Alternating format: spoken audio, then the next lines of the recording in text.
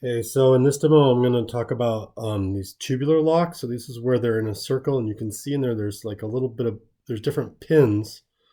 And what happens when you put the key in is it pushes those different pins into different depths.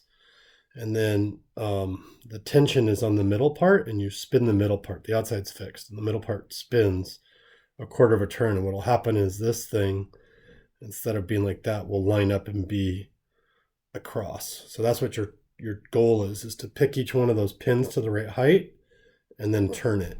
To do that, you can do it with picking. It's pretty hard. This is a little handy tool that I picked up.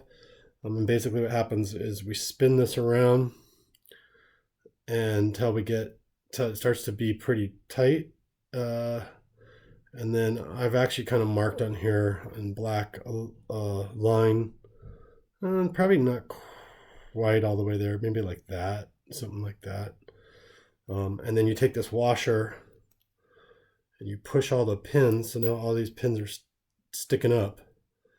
So push them all so they're sticking up.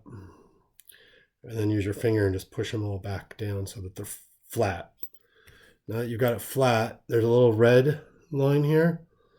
There you can see the red.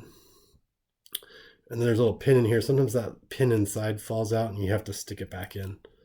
So what we're going to do is line that red up with that. And then we just kind of wiggle it back and forth. There we go.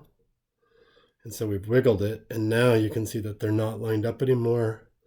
And this thing is lined up. So you just pull it off the laptop. So that's how that works.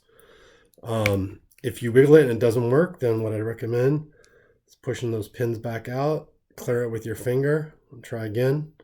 And then again, if that doesn't work, then kind of move it a little bit so it's a little bit less tight or a little bit more tight. Usually it's going to be about that line, a little bit less than that line, maybe somewhere in there.